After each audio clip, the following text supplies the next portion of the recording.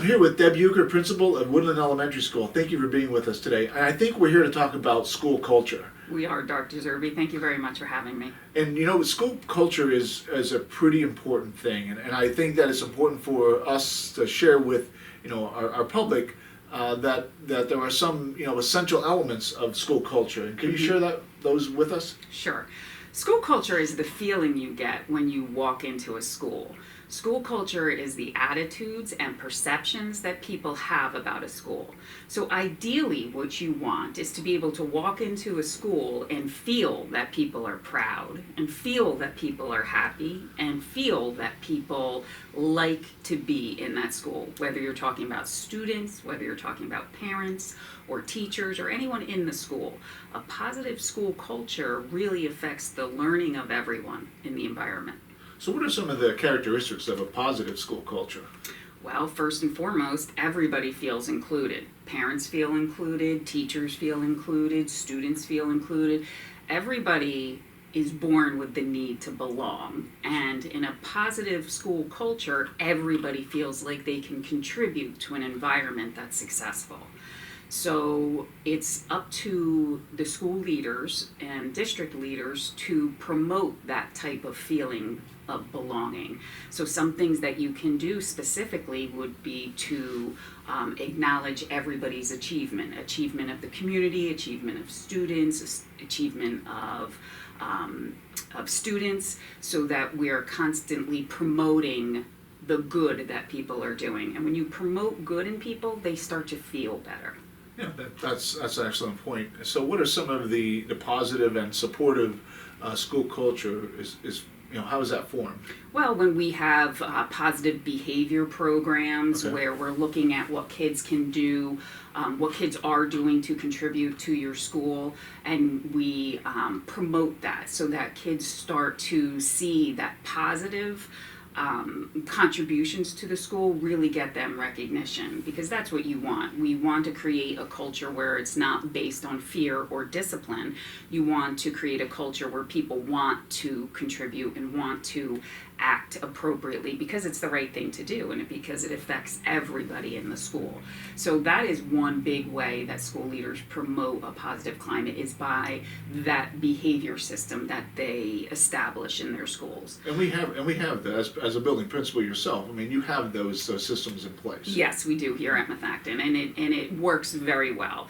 And likewise, you do the same thing you do with students, you do with teachers, because teachers want to feel that sense of belonging as well. So as leaders, we help teachers grow, and we we support teachers any way we can. And when we keep everything on a positive note, even when negative things happen, our job is to create learning experiences for everyone. Yeah, that seems very challenging. But and this last year and a half was very challenging. So what happens now that we have a majority of our students coming back in schools, and how do we re-engage in that culture and climate within the building?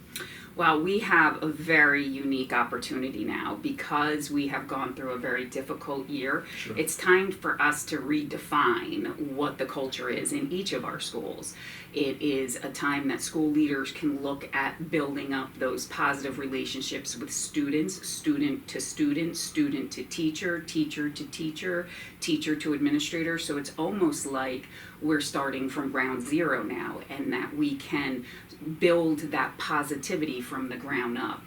So I feel very encouraged that this year, with most of our students coming back, we can build these environments that are inclusive to our parents, to our students, and to our teachers, to promote that positivity that we want to feel when you walk into a school.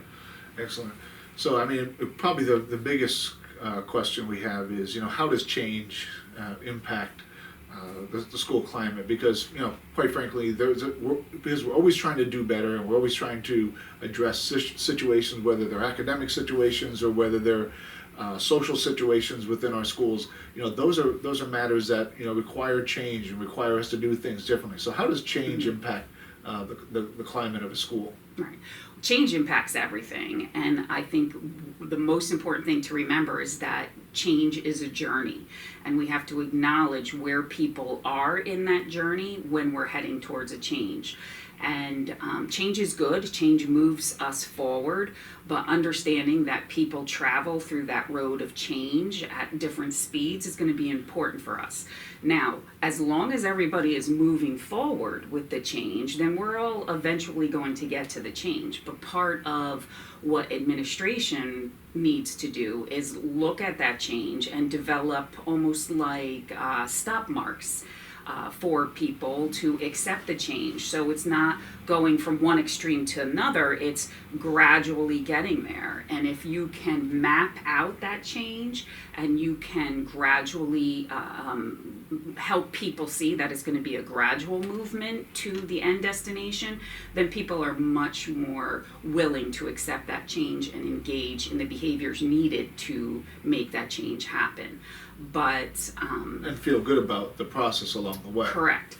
But too often what happens in life in general is a change happens and everybody jumps to the end product. Right. What is this going to look like, right? And when does it have to look like this by? But it doesn't have to be like that. We can set those time limits and understand that change can happen gradually and you're still moving forward.